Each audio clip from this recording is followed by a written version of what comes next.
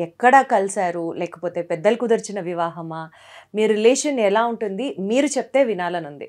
యాక్చువల్‌గా చాలా మందికి ఇదొక డౌట్. మీది లవ్ మ్యారేజా అని అడుగుతారు. కాదు, అరేంజ్డ్ మ్యారేజ్. ఫస్ట్ టైం పెళ్లి చూపుల్లోనే చూసుకున్నాము.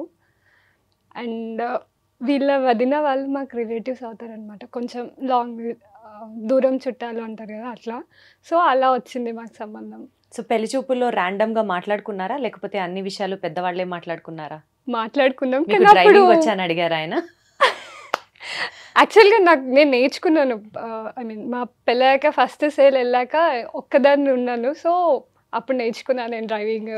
ఏం డ్రైవ్ చేస్తారు మీరు? 2 వీలర్ వచ్చు, 4 వీలర్ వచ్చు. సో, ఆ పెళ్లి అరేంజ్డ్ మ్యారేజ్ మీది. యాహ్! అరేంజ్డ్ మ్యారేజ్ తర్వాత మీకు అప్పటికే తెలుసా? అప్పటికే ఆయన నేవీలో ఉన్నారా? మర్చెంట్ నేవీలో ఉన్నారా? యాహ్! ఆల్మోస్ట్ అప్పటికి 8 ఇయర్స్ అవుతుందనుకుంటా. అచ్చా! సో, ఆయన మర్చెంట్ నేవీలో ఉన్నారని తెలిసే మీరు మ్యారేజ్ చేసుకున్నారు. యాహ్! అంటే యూ నో దట్ 6 మంత్స్ ఆయన ఇక్కడ ఉండరు. 6 మంత్సే మీతో ఉంటారని మీకు తెలుసు పెళ్ళప్పటికే. తెలుసు. భయమే లేదా? ఫస్ట్ ఒక సేల్‌కి కొంచెం భయం అనిపించింది. ఇంక తర్వాత అలవాటు చేసుకున్నా. యూజువలీ ఒక ఫ్యామిలీ అన్న తర్వాత వైఫ్ అండ్ హస్బెండ్ అంటే వైఫ్ చేసే రోల్ వైఫ్ చేస్తుంది, హస్బెండ్ చేసే రోల్ హస్బెండ్ చేస్తారు. లైక్ ఫర్ ఎగ్జాంపుల్ చిన్నవే మాట్లాడుకుందాం.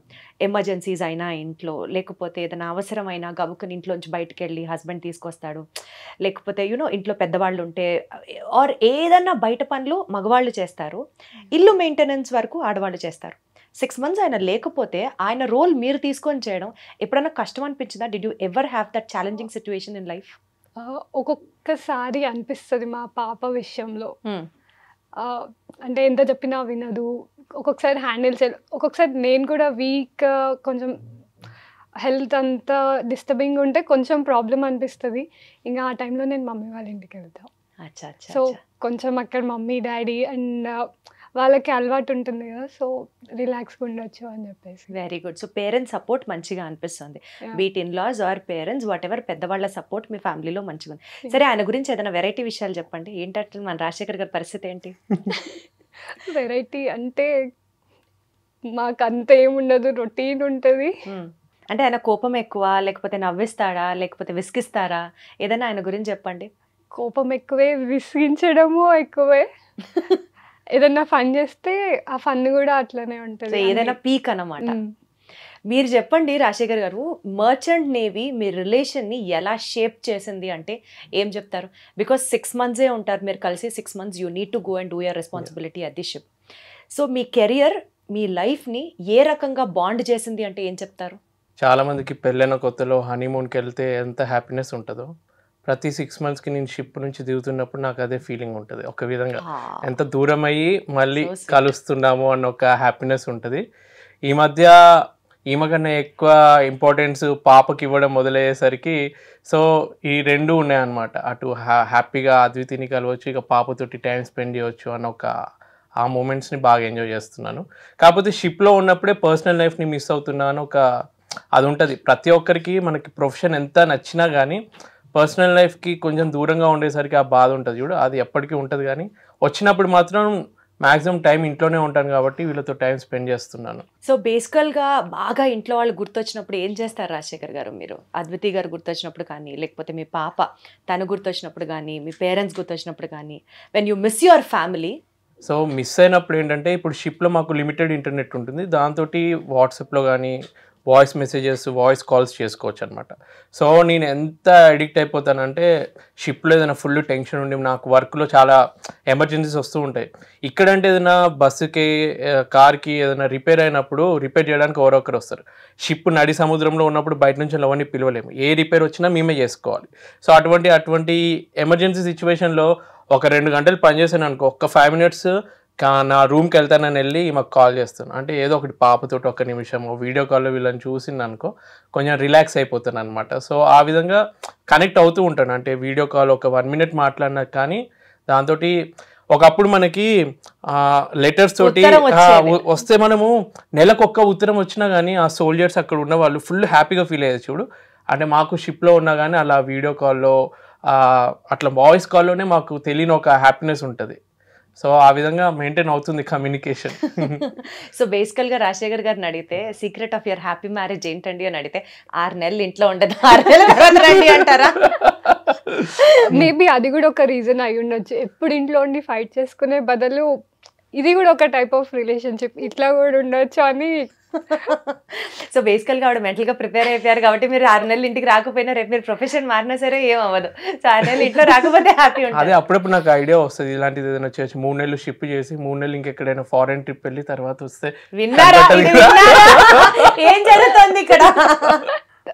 ఆల్మోస్ట్ లాస్ట్ 2023లో అనుకుంటా 11 months షిప్లోనే ఉన్నారు. ఉన్నాను. సో షిప్ కంపెనీలో ఎంప్లాయీస్ షార్టేజ్ వల్ల ఈయన రిప్లేస్మెంట్కి ఇంకొక ఇంజనీర్ దొరకలేదు. సో ఆల్మోస్ట్ జూలైలో దిగాల్సింది ఆగస్ట్ అన్నారు, ఆగస్ట్ వెళ్ళి అక్టోబర్ అన్నారు, అక్టోబర్లో కూడా దొరకలేదు. సో లాస్ట్ దసరా నుంచి దివాళీ వరకు కంటిన్యూస్గా వాళ్ళ హెడ్కి కాల్ చేసి రిక్వెస్ట్ చేసి ఒకరోజు మేబీ పడుకొని లేచి కాల్ చేశాను అనమాట. మేబీ అతను ఏడుస్తున్నా అనుకున్నట్టున్నారు. మీరు ఏడవకండి, I will do it for you, you are my sister, I will do everything. ఆ రోజు నెక్స్ట్ 1 weekతో మీ హస్బెండ్ ఇంట్లో ఉంటారు అని చెప్పి నిజంగా కరెక్ట్ 1 weekలో ఇంటికి వచ్చేసారు. చూసారా ఉమెన్ పవర్, చూసారా అసలు ఆ పోర్ట్ ఎంత డేంజరస్ పోర్ట్ అంటే పాపాను గునియా అని చెప్పి అక్కడ మాక్సిమం ఎవరిని దింపరు అనమాట. కొన్ని కంట్రీస్ ఇప్పుడు మనకి పాకిస్తాన్లో మనల్ని ఎనిమి కంట్రీ లాగా ఎట్లా ట్రీట్ చేస్తారో ఆ కంట్రీలో ఏంటంటే పావర్టీ ఎక్కువ ఉండేసరికి, సోమాలియాలో పైరేట్స్ ఎట్లనో ఆ కంట్రీలో కూడా పావర్టీ ఎక్కువ ఉండేసరికి ఎవరైనా వెళ్ళినా అటాక్స్ జరుగుతాయి అనమాట. అంత డేంజరస్ కంట్రీలో కూడా షిప్ దింపిండు ఈమె. ఆ బలం అలా అటువంటిది అనమాట. నిజంగా ఆవిడ captain of your life ship అండి. అంటే ఎంత ప్రేమించకపోతే మిమ్మల్ని మీకన్నే ఒక సుపీరియర్ ఆఫీసర్కి ఫోన్ చేసి పంపిస్తారా పంపించారా ఒక మాట చెప్పండి అని నాన్ స్టాప్గా మాట్లాడకపోతే ఆయన కన్విన్స్ అయ్యి డెస్పైట్ ఆయన రిప్లేస్మెంట్ లేకపోయినా కూడా ఆయన్ని పంపించారు అంటే రిప్లేస్మెంట్ వెతికి మరి ఇంకో పర్సన్ ని పంపించి అంటే అప్పటికి 6 నెలల్లో జరగంది మళ్ళీ పట్టి దాన్ని సాధించారు. బేసికల్ గా సత్యభామ గారి కంటే ఇంకా ఎవరెవరు కంటే కూడా చాలా ఆఫీసర్ ఇంకా కాంటాక్ట్ లో ఉంటారు. ఎప్పుడైనా ఏదైనా విషెస్ కానీ ఏదైనా పంపించిన డెఫినెట్ గా రిప్లై వస్తుంది అతని దగ్గర నుంచి. Wonderful, so sweet, so sweet. అంటే మీరంతా ట్రూగా లవ్ చేస్తున్నారు కదా మీ హస్బెండ్ని, కాబట్టి ఆ మెసేజ్ మధ్యలో ఎక్కడ బ్రేక్ లేకుండా ప్రాపర్గా కన్వే అవుతుంది, మీకు కూడా ఆ రిజల్ట్ రిఫ్లెక్ట్ అవుతోంది. So we are happy that way. ఎప్పుడన్నా అట్లా సర్ప్రైజులు ప్లాన్ చేశారా ఆయన షిప్లో ఉన్నప్పుడు? లేదు, అట్లా ఎప్పుడు ప్లాన్ అట్లా ఇప్పుడు ఆప్షన్ రాలేదు ఇప్పటి వరకు. అవునా? సో పిల్లల్ని హ్యాండిల్ చేసేటప్పుడు ఇప్పుడు మీరంటే యువర్ అడల్ట్స్, మీకు తెలిసే మ్యారేజ్ చేసుకున్నారు, so things like that. But చిన్న పిల్లలు ఉన్నప్పుడు మీ పాపని మీరు వెళ్ళిపోతూ ఉన్నప్పుడు తను ఫీల్ అవుతుంది కదా, డాడీ లేరు, డాడీ ఉండరు ఇంకొక మళ్ళీ 6 months వరకు అన్నది. ఆ ప్రెషర్ ఎలా హ్యాండిల్ చేస్తారు ఇద్దరు? నేను మెంటల్గా ముందే ఫిక్స్ అయ్యాను. అంటే నాకు ముందు నుంచి అలవాటే కాబట్టి ఇలాంటిది ఫేస్ చేయాలని ముందే ఫిక్స్ అయ్యాను.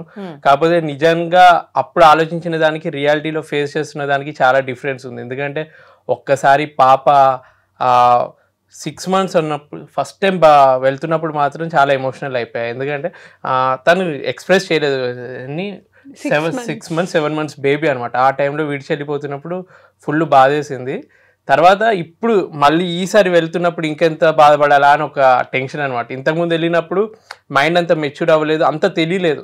నేను వెళ్తున్నానంటే ఏదో ముంబైకి కోర్స్ కోసం వెళ్ళుంటాడేమో, 3 daysకి 4 daysకి మళ్ళీ నాన్న వచ్చేస్తాడని అనుకుంటుంది. ఇప్పుడు వెళ్తుంటే మాత్రం ఇప్పటికీ ఇంకా 1 monthలో నేను షిప్ ఎక్కుతానమ్మా, ఓకేనా అంటే వద్దు నాన్న ఎక్కొద్దు, ఇక్కడే ఉండాలి కదా నువ్వు, ఇక్కడ ఏదైనా చేసుకో అంటే అప్పుడప్పుడు అంటే తనకి ఒక ఫీలింగ్ రావాలి, నాన్న ఇంట్లో ఖాళీగా ఉంటాడన్న ఫీలింగ్ రావద్దని చెప్పి నేను ఏం చేస్తానంటే యూట్యూబ్లోనే మధ్యలో ప్రమోషన్స్కి అంటే వర్కింగ్ ఫాదర్ లాగా నా బిడ్డకి నేను కనిపించాలని చెప్పి అప్పుడప్పుడు బయటకు వెళ్ళి ప్రమోషన్స్కి వెళ్తాను అనమాట. నాన్న ఈరోజు నువ్వు ప్రమోషన్కి వెళ్ళలేదా, ఎందుకు డల్గా ఉన్నావు, ప్రమోషన్కి వెళ్ళు ఏం కాదు అని అంటే మొత్తం దానికి అర్థమవుతుంది అనమాట. మా డాడీ కూడా ఇక్కడే ఉంటున్నాడు, పని చేస్తున్నాడు, తర్వాత మళ్ళీ షిప్లో వర్క్ చేస్తాడు, వస్తాడు, మెల్లమెల్లగా అన్నీ అర్థం చేసుకుంటుంది. కాకపోతే వేరే రిలేటివ్స్ వాళ్ళ దగ్గర ఏదైనా ఫెస్టివల్స్ జరుగుతున్నప్పుడు వాళ్ళ పేరెంట్స్ తోటి ఫాదర్ తోటి ఆడుకుంటున్నప్పుడు తిని అర్థం చేసుకుంటుంది అనమాట. ఆ టైంలో ఏమో ఫీల్ అయిపోయి నాకు ఫోన్ చేస్తుంది, చూడు వాళ్ళు అంటే పాప అంటుంది నాన్న లేడేంటి, రాత్రి అప్పుడప్పుడు బెడ్ మీద మేము ముగ్గురం ఉంటాం కదా, అలవాటు అయిపోయి మళ్ళీ వీళ్ళిద్దరే ఉన్నప్పుడు నాన్న గుర్తొస్తుండో అని ఏడవడము, ఆమెను ఓదార్చే బదులు ఈమె కూడా అప్పుడప్పుడు ఏడ్చి నాకు ఫోన్ చేయడము, అవన్నీ కొంచెం ఎమోషనల్ అయిపోతాం ఆ టైం. ఆ మాట మీరు చెప్తుంటే ఇప్పుడే ఆవిడ ఎమోషనల్ అయిపోతున్నారు. ఆ కళ్ళ నిండా నీళ్లు చూడండి ఒక్కసారి. బట్ ఆ టైంలో హ్యాండిల్ చేయడం అమ్మో అస్సలు అవ్వదు. అవునా? ఎంత ట్రై చేసినా కూడా నాకు నాన్ననే కావాలి ఇప్పుడు. యాక్చువల్గా లాస్ట్ 3 years అంత ప్రాబ్లం అవ్వలేదు కానీ చూసుకోరా అసలు మిమ్మల్ని అలా చూస్తుంటే నాకే కళ్ళలో నీళ్ళు తిరిగిపోతున్నాయి ఇప్పుడు. లాస్ట్ 3 years ఆ ప్రాబ్లం అవ్వలేదు. బట్ రీసెంట్గా జూన్లో జాయిన్ అయినప్పుడు అనుకుంటా మా ఇన్లాస్ కూడా యూఎస్కి వెళ్తున్నారు. సో మేమిద్దరం ఉండడం కష్టం అనేసి మమ్మీ వాళ్ళ దగ్గరికి షిఫ్ట్. సో వాళ్ళు యూఎస్కి వెళ్ళే టైంకి మేము వెళ్ళామన్నమాట సెండ్ ఆఫ్ వేయడానికి. వెళ్తే ఇంకా మా రూమ్లోకి వెళ్ళి ఉండగానే గుర్తొస్తాయి కదా తనకన్నీ, నాకు నాన్న కావాలి, నాన్న అలా ఎలా వదిలేసి వెళ్ళిపోయాడు నన్ను అంటే ఏం చెప్పాలి. సరే ఉన్నాం కదా మేము ఉన్నాం కదా అంటే కాదు నాకు నాన్ననే కావాలి. నేనున్నన్ని రోజులేమో నాన్నని కొడుతుంది, నాన్నంటే ఇష్టం లేదు అని అంటది. అదే క్వశ్చన్ అడుగుతుంది, ఎందుకు నానంటే ఇష్టం లేదు కదమ్మా నీకు, ఇప్పుడు ఎందుకు నాన్న గుర్తొస్తున్నాడు అంటే, లేదు నానంటే ఇష్టం, నాకు నాన్న కావాలి అంటే. అప్పుడు దూరం అయినప్పుడు ఇంకెక్కువ దానికి అర్థమవుతుంది అనమాట.